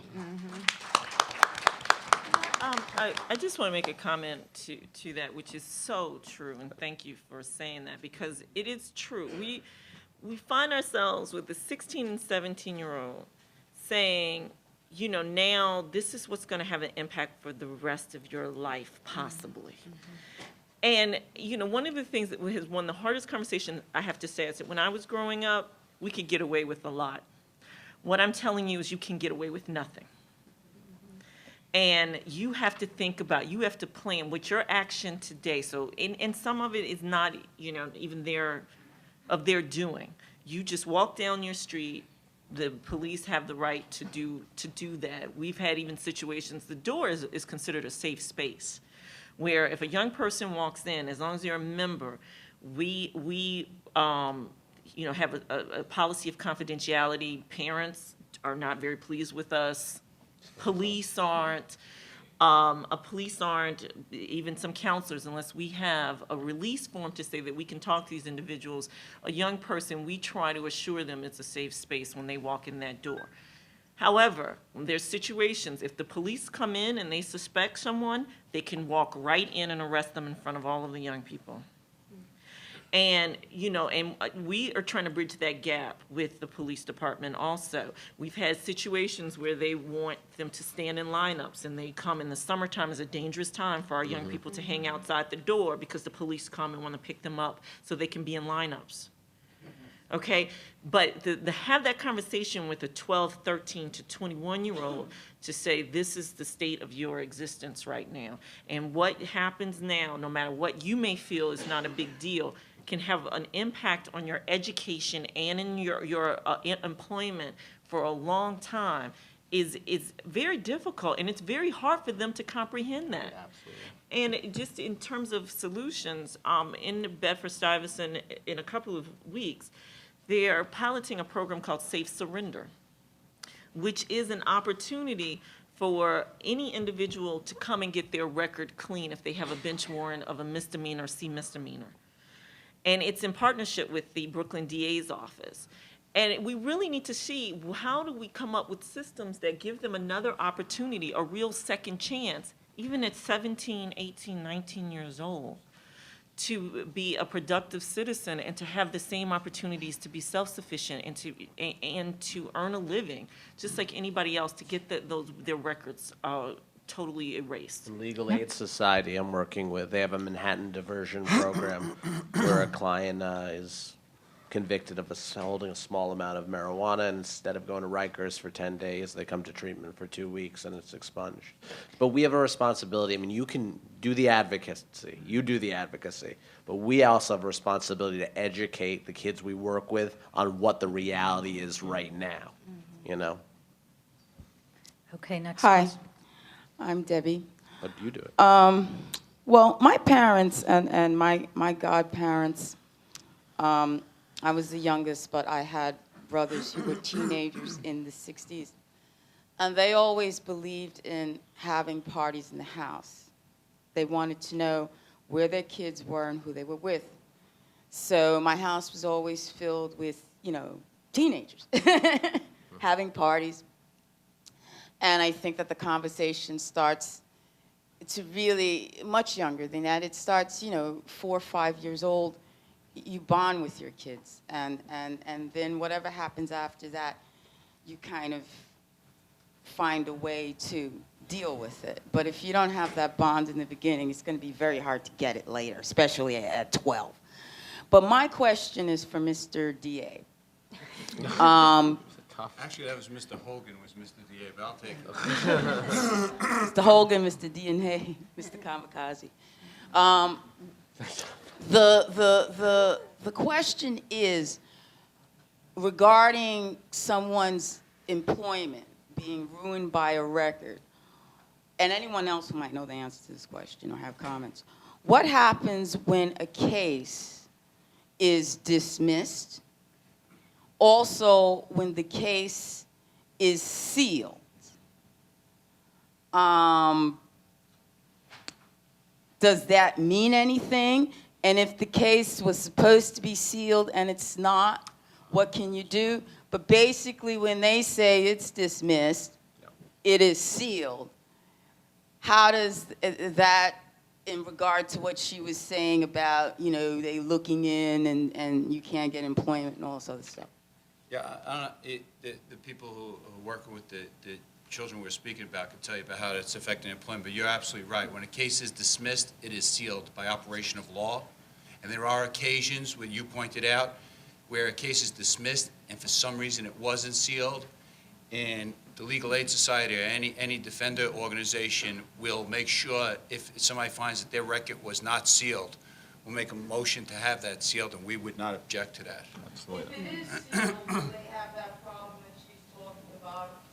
How do you find with kids who dismissed and sealed and getting jobs? If their record is sealed, it's supposed to not, it should not have an impact on their employment. There are always circumstances that we find that some employers find out that they were arrested, and how that information gets to them. We do request that every young person, if they're denied employment and they think it's because they have a criminal record, to ask the employer to give them the reason why they were denied the employment. If the issue of the record comes up, we will address that issue. Some of it may be legitimate. A lot of young people may think it's because they had a sealed record, and then find out they have a desk appearance ticket or they have a warrant because they did not show up for something else. But if it's sealed, then we do. I contact the Commission on Human Rights often, or Legal Aid Society, to see what options. But unfortunately, I have not found that situation. But I have found they've had a sealed record, but then there was something else outstanding that they were not aware of. But that's a different issue. Also, the application says, were there any convictions? Because yes. Yeah, I was going to say, my limited understanding of employment law is you can't ask a person about arrest. You can ask about convictions.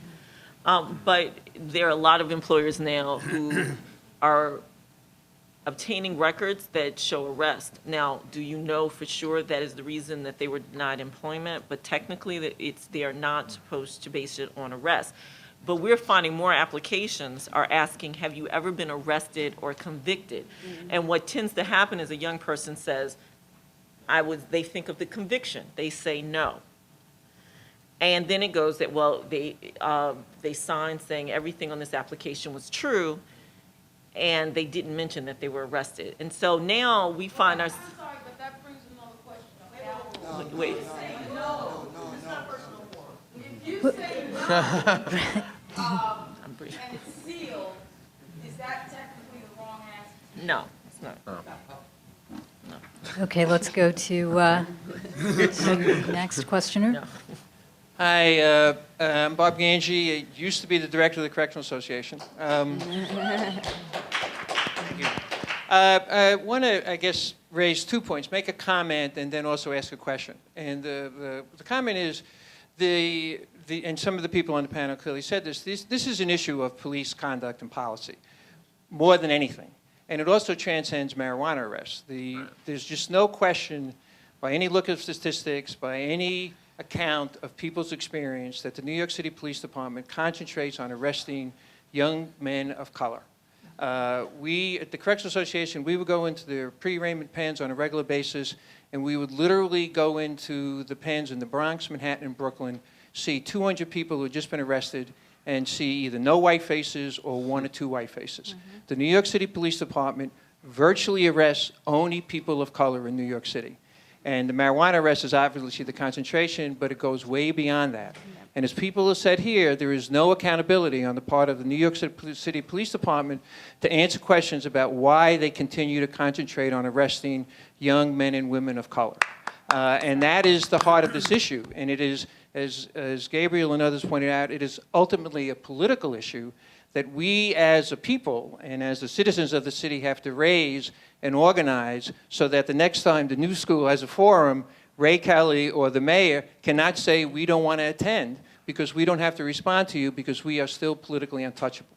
And that is right now, I think the police department and the leadership of the police department considers itself politically untouchable. Therefore, all this discussion becomes politically irrelevant because they're not called to question politically. But the policy is racist and immoral, and there's just no question about that, in my view. And I think it's very important for us to emphasize it and to feel some political responsibility to engage in the issue. And, for example, to make sure during the next mayoral contest, this issue becomes a major point of debate among the political candidates. That's right. So that's a statement. But I also have a question. In terms of the over 50,000 marijuana arrests, do we know what the disposition of those cases are? Do we have any, how many of them were ACD'd? How many of them were dismissed entirely because when the DA looked at the cases, they saw that they were improper or insignificant? Gabriel, I know We don't have that information. we don't. yet. Does anybody have that information? OCA may have it. It's surprisingly difficult to get a hold of this. For instance, DCJS, which is the Division of Criminal Justice Services in the state of New York, who are surprisingly helpful folks who provided the data about the arrests on a precinct level data. They can give us the number of arrests, but they can't give us the number of summonses that were given, the 22105 as an example. So there's a lot of data questions like the one that you're raising, Bob, that we're working to try to get that data, and we may have to cobble it together through a couple different sources and then analyze it. But it's surprisingly difficult, actually. Because my guess is the dispositions would show that many of those cases were thrown out, which then would reinforce the argument that these arrests are, from a standpoint of fighting crime, unnecessary, and reinforce the point that, is my view, the police department really doesn't care.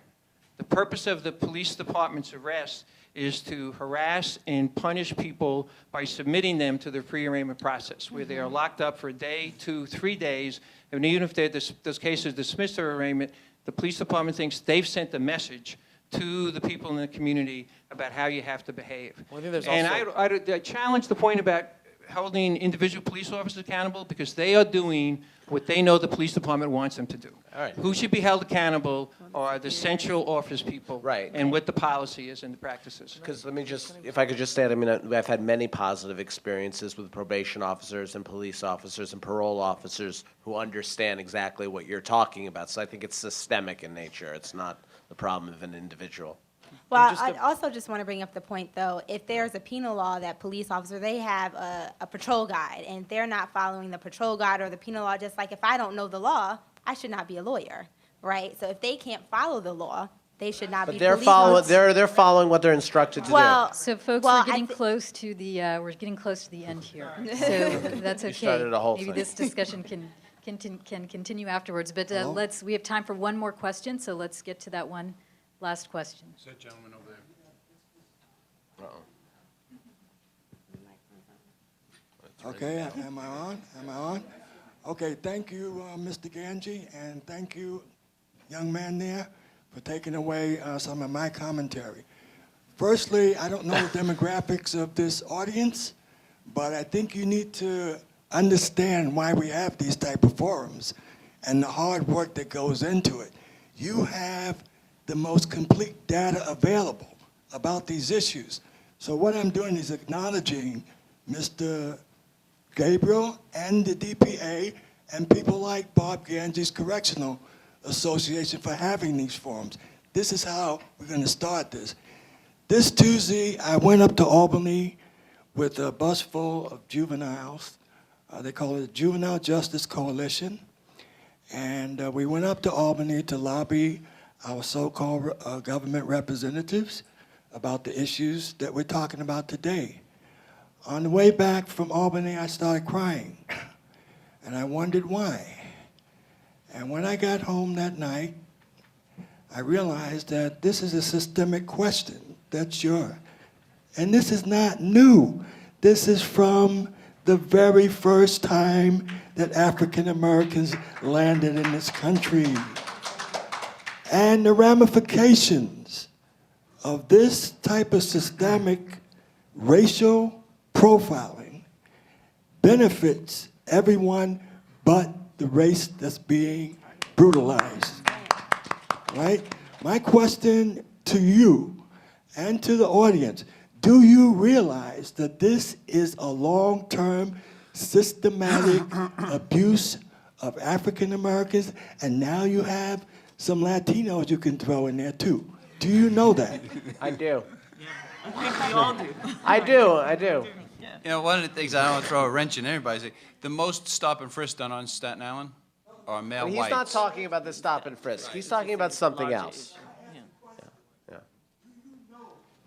That this issue is a systematic, I'll use nice words, like genocidal or Holocaust. Do you know that this is what this is? Yes? Yes. I don't believe that. I think. I absolutely believe Yes, that. it's beyond one, sir, if you don't, it's beyond one specific policy. Yeah. Mr. Donovan, you were. Yeah, I was just going to point out that, you know, I don't know what the racial makeup of the rest of the city is. Staten Island's about 70% white. I think about 20-some-odd% African American. Our biggest growing population actually on Staten Island now is Asians coming to Staten Island. But the most stop and frisk done on Staten Island are on male whites. But that's maybe because 70% of our population is white. Right. So, you know, and that is also the majority of our South Shore, two other non-120 precincts are mostly in white neighborhoods. But I'm sorry to interrupt, but it's completely unfair that a private school on the Upper East Side can have kids dealing cocaine to each other on a regular basis, and that kids in the South Bronx and Brownsville can be stopped for a limited amount of marijuana use. It's simply unfair, and I don't have the answers to do it, but it's systemic in nature, and it's egregious. And I think when we talk about, you know, and we've said this, how it has a direct to employment, to housing, to education. To mental health. To mental health. Like I think we clearly, especially those of us that are practitioners in the field that work with young people, have to be abundantly clear on how all of these systems are connected to your school, to work, every part of your livelihood, even the whole family's network is impacted by an arrest and what that cycle now puts you into. And so I think we're very clear, if you are in this field working with young people, if you are working with people of color, and if you're working about the institutionalized racism as a systemic problem and how all of it are now so connected, is almost something we have to talk to young people, unfortunately, if you're African American or Latino from birth, to say this is what potentially your life can be in neighborhoods. And I just want to say there are neighborhoods that are trying to make changes and holding police departments accountable. And I'm proud to say in Bedford-Stuyvesant, there was an outcry when the Village Voice came out with the article of the captain of the 81st Precinct on tape talking about quotas and stop and frisk and what to do, particularly with young African-American men. And now we were able to get rid of the captain of that police department, of that precinct. And it's still a challenge, but we hold the police department accountable constantly to report to us on what's going on, to encourage community residents to file complaints, and to kind of trying to do it. But you don't hear about that. You don't hear about communities of color who are trying very hard to hold police officers accountable, even when it's an impact zone and more police are every block on an impact zone. In the 79th, 81st Precinct has 2 police officers just standing there. And we have banded together as a community to hold them accountable. I think at the door, having support groups to talk about the issue and to try to empower young people to hold politicians and police officers accountable, or working with staff to say, how do we hold police officers accountable, or how to look at these various systems and be supportive so that there is, we can at least try to have some type of opportunity for them to get beyond some of these issues that they have to deal with. So we're going to wrap up. I want to give Dan Donovan the last word. And we've talked about accountability. Can you talk about why this isn't addressed in the political process in any sort of public way? You know, I don't know why it's not discussed. Were you talking about like in a political election? Why this Right, isn't an issue that Bob was talking about? Right, like in your AG race recently, did it? Yeah, I brought it up. No. Good question. Well, you know, Eric and I spoke about a lot of things. But you know, this wasn't a subject matter that came up. It's, you know, if neither one of us had it brought to as an issue for the Attorney General's race. There were so many other issues.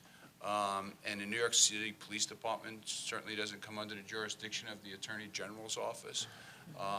You know, there is a Human Rights Division, the AG's office, and a Justice Equality where complaints would be addressed in the Attorney General's office, and that would be something that would be reactive. The Attorney General's office, I'm sure Eric's doing a good job at doing that right now. So why it's not in the political arena, I think, I just don't know. I think maybe things like this bring it to people's attention. And maybe it becomes something that people want to discuss. But, you know, there's, on the other side of this, is people who are very pleased with the results of the crime reductions in New York, and who aren't exposed to some of the things that my friends here have been speaking about and have been exposed to, and some of the people out there who maybe have had some experiences with, is not brought to the attention to the public. The public is just very happy with the reduction of crime in New York City. It has become so safe to live here. We have, you know, very little stranger-on-stranger crime. Most of our violent crime happens among people who no one knows, so people don't feel unsafe to walk on our streets any longer like they had in the past. Hopefully, businesses will come back, the economy gets better, and these are the things that are on people's mind. A police officer stopping a young man on a Brooklyn street or a Bronx street with no probable cause to do so, I guess isn't a concern of people as much as some of those other issues are. So I suspect that's why it hasn't been brought into the political arena as some of the people here today were discussing that it should be. So when you talk about the decrease in crime, there should also be a conversation about what the other side is. Well, yeah, I mean, you know, yeah, I think people, we've always believed in the criminal justice system that the ends never justify the means. That's why even if somebody is caught with a gun, and the truth is they illegally possessed the gun, if that search was illegal, a jury never hears about that gun because we don't believe that the end justifies the means. The results of our crime reduction, for whatever those results are, there's many reasons why there's been a reduction in our crime. We've gotten better at fighting crime. We've done things like analyze crime to see where it's happening, as I discussed before. The broken windows theory is one reason why people believe had an impact on our crime reduction. That when somebody did jump a turnstile, you know, law-abiding citizens don't jump turnstiles. People who jump turnstiles, they would find people with guns or warrants on them. So that was solving other things. So there was many, many reasons why the reduction of crime. And people, the general public, is just concerned with the result. They're really concerned that crime is down, and we have 1,500 less murders and violent crimes down. And maybe a lot of people, unlike us, maybe a lot of people don't care why that is. But I hear you. I think if the general public would hear the accounts of what these kids go through, they might be more concerned. Yeah, maybe. Well, hopefully this forum has exposed some of that. Thank you all for coming, the panelists. You were all great. Thank you very much. Thank you for what you're doing with our kids.